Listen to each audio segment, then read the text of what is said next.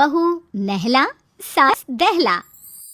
बहू कितनी भी तेज तर्रार क्यों ना हो, दुनिया चाहे कितना ही उनका लोहा ना मानता हो, लेकिन सास सास तो वो बला है जो अच्छे अच्छों को लाइन में ले आती है।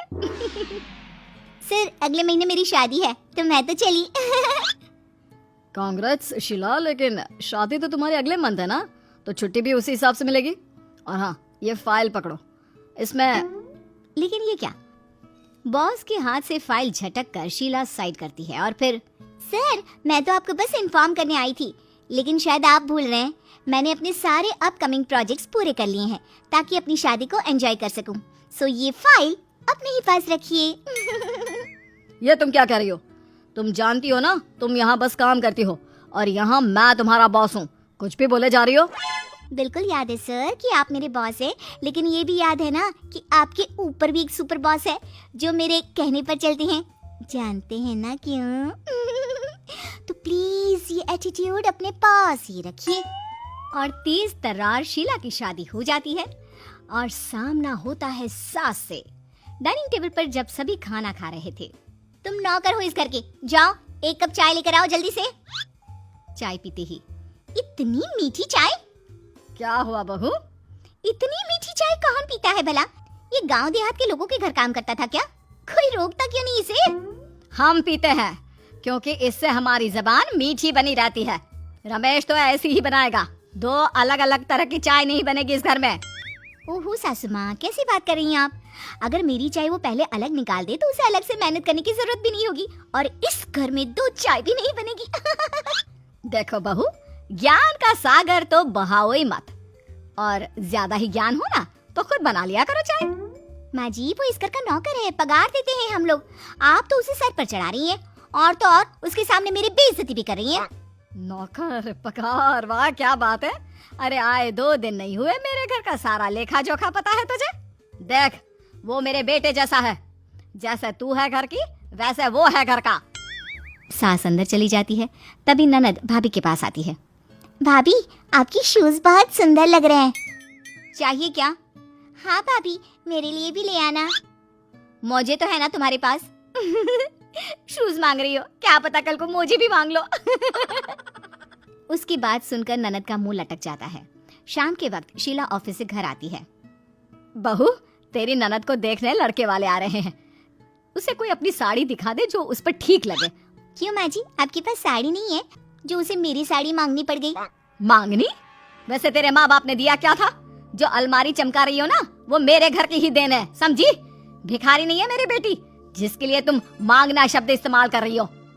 चुपचाप हमारे घर की जितनी साड़ी है वो निकालो और मेरे कमरे में रख दो। सास की बात सुनकर अब बहू के होश ठिकाने आ जाते हैं। कैसी बात कर रही हैं मम्मी जी? अगले दिन शीला किचन में होती है क्योंकि आज संडे था। भाभी क्या बना रही हो? गाजर का हलवा। वाओ सो यम्मी ना।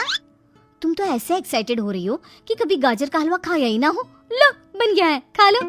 भाभी आप भी खा लीजिए, वैसे भी ये बहुत ज्यादा है। अरे खाओ खाओ, जी भर कर खाओ। वो क्या है ना, किसी की ललचाती आंख से मेरा पेट खराब नहीं करना मुझे, समझ गई? सास सारी बात सुन लेती है लेकिन कुछ बोलती नहीं। रात में खाने के टेबल पर, बहू फ्रिज में गुलाब जामुन रखा हुआ है, निकाल कर लाओ। गुलाब जामुन? वाओ! इतनी जोर से चिल्ला रही हूँ, कभी ये नाम नहीं सुना क्या? नहीं नहीं माँ जी वो बात नहीं है, मुझे ना बहुत पसंद है। तो खाओ ना, किसने रोका है? अरे लेकिन सबके हिस्से में नहीं आ पाएगा ना, यहाँ 4 लोग हैं और गुलाब जामुन तो सिर्फ 3 दिख रहे हैं। तुम ले लो, मैं और प्रीति नहीं खाएंगे, अपने पति को भी दे देना। अरे नहीं माँ, मैं तो बहुत खाता रहता हूँ, इसे ही खाने दीजिए। तुम्हें शायद मायके में नहीं मिलता होगा या अपना पसंदीदा गुलाब जामुन खाने के लिए बाहर जाना पड़ता होगा। अरे खा लो खा लो, चलो बेटी हम कमरे में चलते हैं। बहू को सास की बात का बहुत बुरा लगता है, वो बिना खाए अपने कमरे में चली जाती है। माँ आपको भाभी से ऐसे बात नहीं करनी चाहिए थी, किसी को खाने के लिए टोकना नहीं चाहिए, आप ही ने तो सिखाया है। और उसे हमसे ऐसी बात करनी चाहिए? सुबह सब सुना था मैंने जब तुम गाजर का हलवा मांग रही थी। एक दिन, सासू माँ मैं ऑफिस जा रही हूँ, हो सकता है लेट हो जाऊं, लेकिन ये मत सोचना कि मैं फोन करके इन्फॉर्म करूंगी। सास है तो सास की तरह ही उम्मीद रखना, आ जाऊंगी घर, समझी? सास तो सास ही होती है, कितना भी कर लो माँ नहीं बनने वाली। सही कहा तुमने, जैसे सास माँ नहीं बन सकती, बहू भी बेटी नहीं बन सकती। खैर, मर्जी तुम्हारी, फोन कर लोगी तो तुम्हारा ही फायदा है। अगर मोबाइल में चार्ज रहेगा तो कॉल कर लूंगी, नहीं तो मुश्किल है।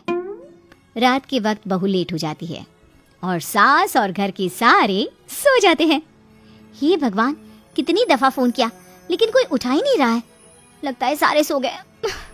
मुझे फोन कर देना चाहिए था, मेरा एटीट्यूड मुझ पर ही भारी पड़ गया। अब क्या करूं? अब तो माँ के घर ही जाना होगा। बहू चली जाती है माँ के घर। क्या हुआ बेटी, इतनी रात को क्यों भला? क्या बताऊं माँ, ये कहकर वो माँ को सारी बात बता देती है। तेरी सास को जरा भी तेरी फिक्र नहीं, झूठे मुंह ही बोल देती कि फोन कर देना लेट हो जाओ तो। माँ क्या बताऊं, जिस ऑफिस में मेरे हाजिर जवाब और काम के चर्चे हुआ करते थे ना, वही मेरी सास मेरी ही बातों को काट देती है। उनके आगे तो मैं भीगी बिल्ली हूँ। तो उन्हें जवाब देती है? हाँ, जवाब तो दूंगी ही ना, मेरी आदत ही है। अरे पागल लड़की, रिश्तों में इस तरह से जवाब देने लग गई तो सब तुझे बदतमीज कहेंगे। बेटा, रिश्तों को बहुत प्यार से संभाला जाता है। ऑफिस में बोलना पड़ता है, लेकिन रिश्तों में दूसरों की गलतियों को भी नजरअंदाज करना पड़ता है।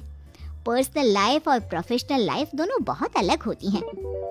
माँ, पर वो मेरी हर बात का बहुत कड़वा जवाब देती हैं, तुझे पता है? ये बोलते हुए वो माँ को सारी बात बता देती है कि क्या क्या हुआ वहाँ। हे भगवान, क्या कर आई है तू? ऐसे कौन बात करता है भला? कोई और होता तो घर पर महाभारत छिड़ गया होता, या यहाँ तेरे मायके के पास फोन आ जाता, लेकिन उन्होंने एक बार भी फोन नहीं किया। वैसे मानना पड़ेगा, तेरी सास ने अपने जवाब से तेरी बोलती बंद कर दी। 2 दिन बाद। आ गई बहू, कैसी हैं समधन जी? बताकर जाती तो उनके लिए तोहफे भेज देते। जी माँ जी, माँ भी बहुत अच्छी है। माँ जी, मुझे आपसे माफ़ी मांगनी थी। दरअसल ऑफिस के चक्कर में ना मेरी ज़बान थोड़ी कड़वी हो गई है। वहाँ ऑफिस में सबसे थोड़ा टेढ़ा होकर ही बात करना पड़ता है, नहीं तो लोग सीधेपन का फ़ायदा उठाते हैं। अब यही आदत लग गई थी। मुझे लगा मैं तो बस जवाब दे रही हूँ, लेकिन शायद मैं अपनी मर्यादा पार कर रही थी। कोई बात नहीं बहू, तुम्हें अपनी गलती का एहसास हो गया है, वही बहुत बड़ी बात है। मैं तो तुम्हें एहसास दिलाना चाहती थी कि जब आप दूसरों को कड़वा बोलते हो तो सामने वाले को कितना बुरा फील होता होगा।